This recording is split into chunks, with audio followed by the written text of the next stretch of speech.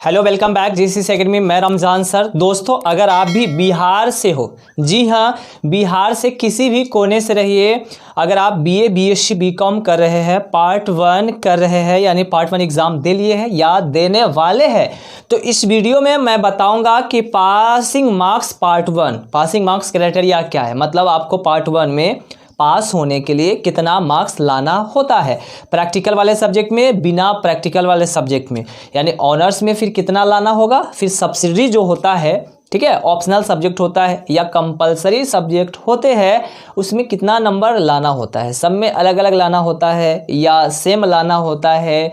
तो ये वीडियो बहुत ही इम्पोर्टेंट है, ठीक है। चाहे आप बिहार के किसी भी यूनिवर्सिटी से रहिए, चाहे आप मिथिला यूनिवर्सिटी से रहिए, चाहे आप बाबा साहेब भीमराव अंबेडकर बिहार यूनिवर्सिटी से रहिए, तो ये वीडियो जो है ना बहुत ही इम्पोर्टेंट है।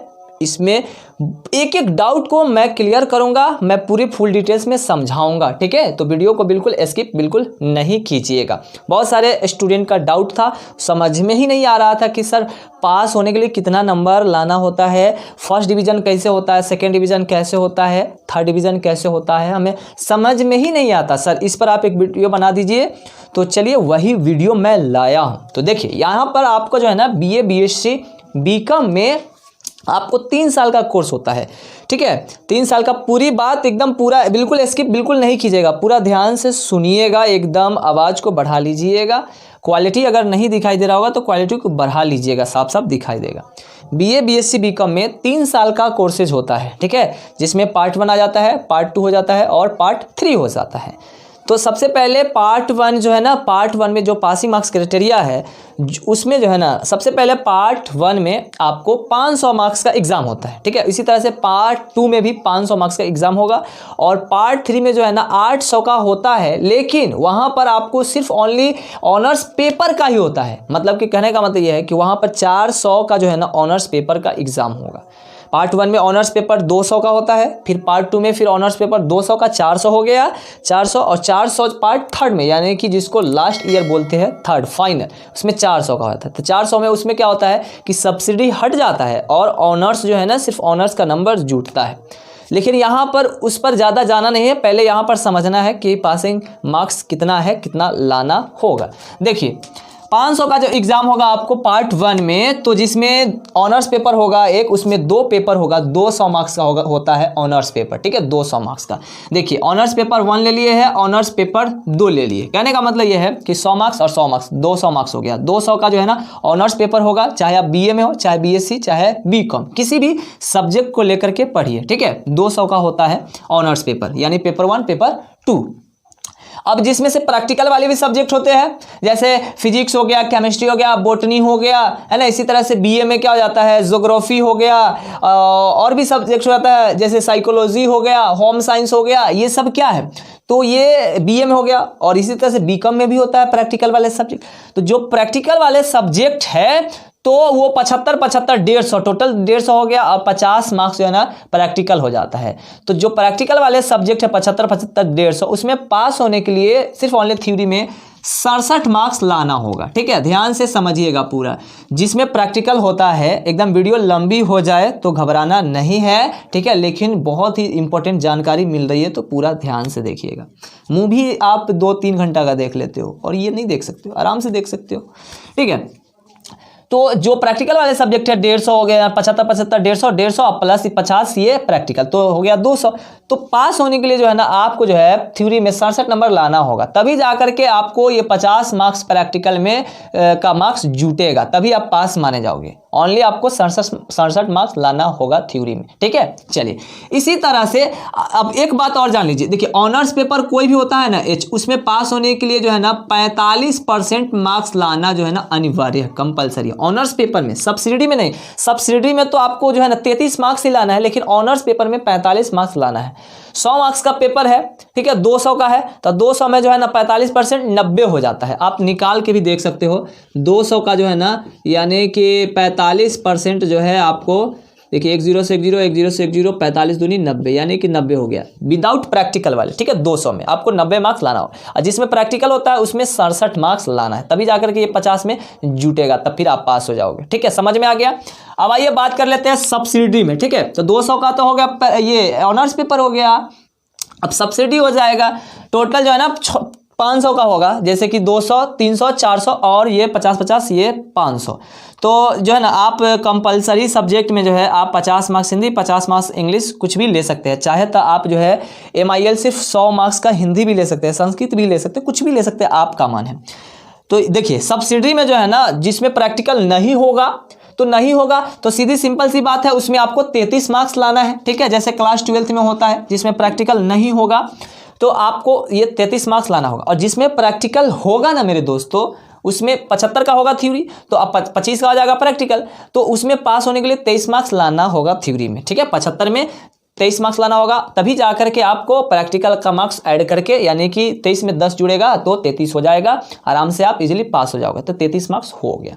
इसी तरह से देख लीजिए, ठीक है। सब्सिडी 2 में जो है ना, मतलब दूसरा सब्जेक्ट होगा सब्सिडी, चाहे आप मैथ हो सकता है, केमिस्ट्री हो सकता है, हिस्ट्री हो सकता है, या ज्योग्राफी हो सकता है, कुछ भी हो सकता है, या साइकोलॉजी, है ना। तो सब्सिडी 2 में जो है ना आपको जो है अगर 100 मार्क्स का है जिसमें प्रैक्टिकल नहीं है तो उसमें सिंपल है, बस वही 33 मार्क्स लाना होगा पास होने के लिए थ्योरी में। और जिसमें भाई प्रैक्टिकल होगा ना तो उसमें 25 मार्क्स का प्रैक्टिकल हो जाता है, तो उसमें पास होने के लिए 23 मार्क्स लाना होगा जिसमें प्रैक्टिकल होगा थ्योरी में, तभी जाकर के आपको जो है 25 मार्क्स जो है ना प्रैक्टिकल में उसको जोड़ करके 33 मार्क्स किया जाएगा, तभी आप पास माने जाओगे। लेकिन 23 मार्क्स लाना जरूरी है, 23 मार्क्स, ठीक है, 75 में। इस तरह से इसी तरह से कंपलसरी सब्जेक्ट में देखिए 50-50 हिंदी और इंग्लिश है, चाहे तो आप 100 मार्क्स ले सकते हैं हिंदी कुछ भी। तो जो 100 मार्क्स होगा उसमें सिंपल है 33 मार्क्स लाना होगा, ठीक है।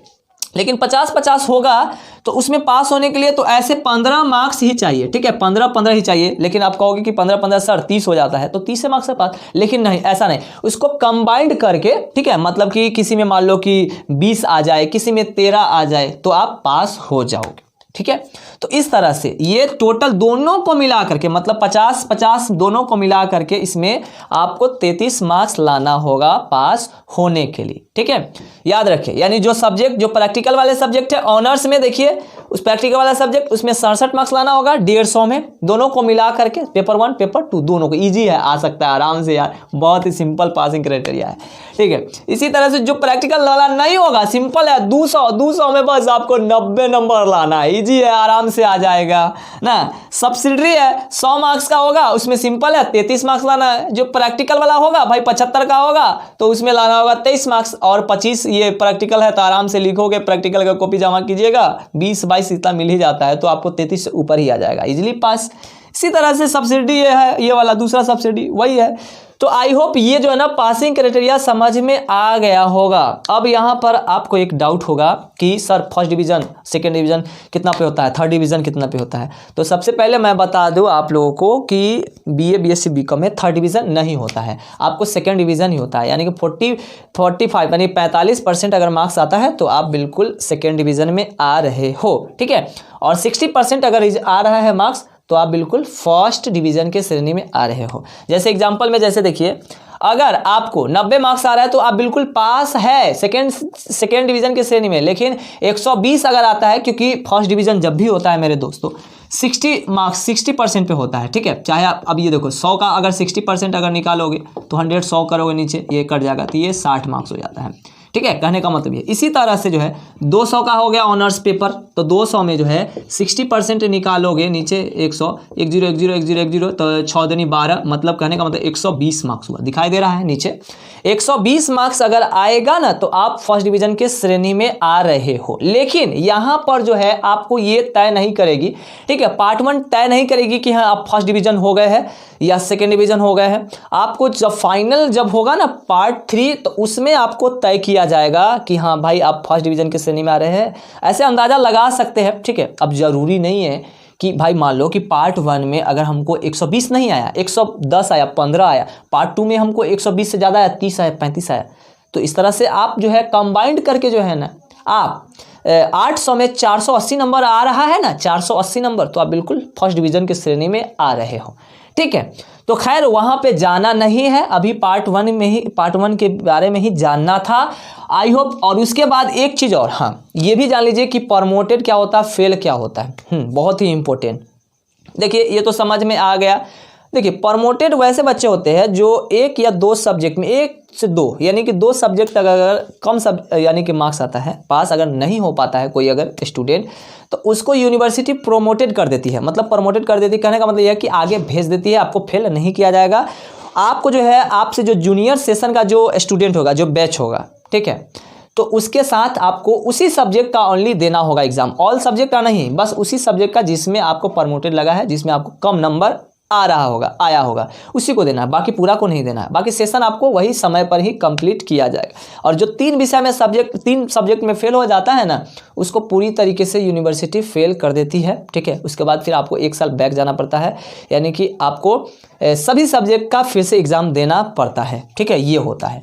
तो आई होप ये पार्ट 1 का पासिंग क्राइटेरिया समझ में आ गया होगा। वीडियो तो बहुत ही लंबी हो गई होगी, बट घबराना नहीं है। आप लोग नए होंगे चैनल को सब्सक्राइब कर लीजिएगा, क्योंकि मैं शुरू में नहीं बोला हूं, अभी मैं बोल देता हूं, ठीक है। आप लोग चैनल को सब्सक्राइब कर लीजिएगा, वीडियो को लाइक कर लीजिएगा, ज़्यादा से ज़्यादा वीडियो को शेयर कर लीजिएगा, और एक बार फिर से इसको आप समझ सकते हैं, देख सकते हैं स्किप करके, ठीक है, बैक करके। मिलते हैं नेक्स्ट वीडियो में, तब तक के लिए बाय बाय, टेक केयर, जय हिंद, जय भारत, वंदे मातरम।